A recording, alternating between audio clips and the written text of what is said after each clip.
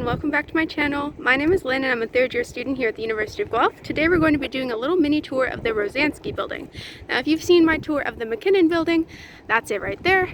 And if you want to know where it is on the map, you can probably find the bull ring on the map pretty easily. It's a big circular building and it's also across the street from the Richards building, which is right up there. So let's head inside. Rosanski Hall is one that a lot of first years have a lot of classes in because there's huge lecture halls in here that have huge capacity. Right now we're walking into the lobby and it looks big now, but when there's a lot of students waiting for their classes, it gets pretty filled up pretty quickly. So over there on the left, we've got the men's restroom. There is also a gender neutral one, and then on the other side is the women's with another gender neutral bathroom.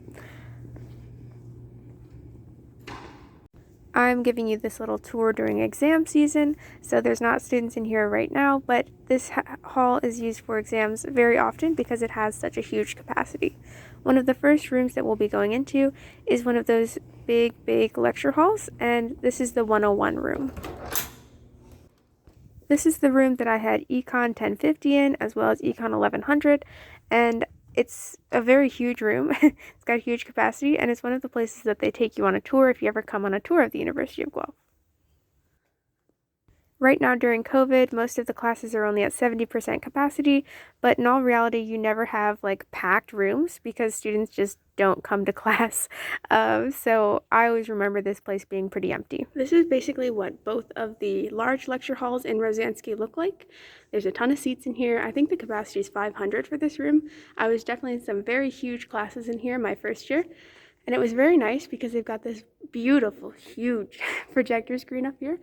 And there's lots of speakers in the room so that the prof can just speak into this microphone here and no one has to worry about if they can hear all the way up in those back rows up there. There's also lots of entrances and exits. There's an exit over there that we used to use to get out of class at the end of the day. There's also entrances up at the top if you go through the balcony, which I'll show you right now. Just another word about seating. I usually sat in that lower section that we just left. I would always sit in the middle section in the third row. You do get a lot of looks from the professor when you do that, but I thought that it was the most useful because I tend to ask a lot of questions, and it's sort of hard for most profs to hear you if you're all the way in the back, like up in these rows. Right now we are heading into a stairwell that overlooks that entranceway that we came into in the beginning of the video.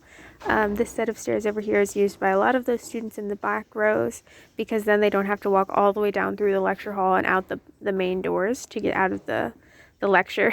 Everyone's favorite part is leaving lecture, isn't it? Now we're going to head over into one of the smaller lecture rooms.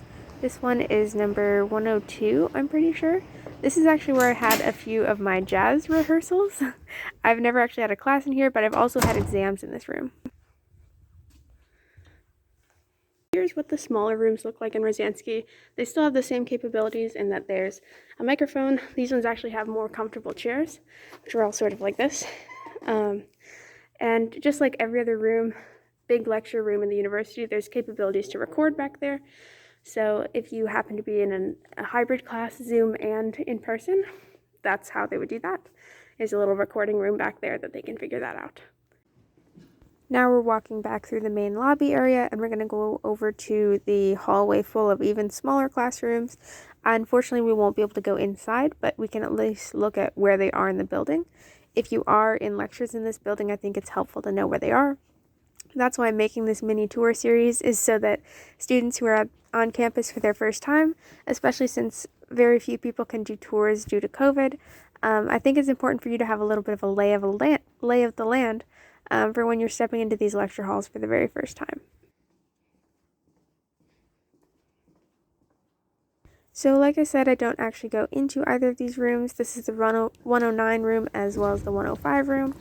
But they're just slightly smaller rooms, same setup as the other two lecture halls we saw. So a quick little recap looking at this map.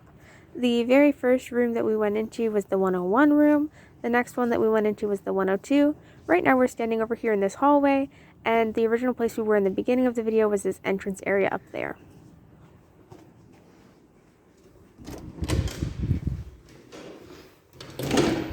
Now don't get confused, but we are going out a different exit than we came in through in the beginning. And this is just the view out the south side of the building. Thank you so much for watching my little miniature tour of Rosanski Hall. Here it is from the east side. Looks a little bit different over here.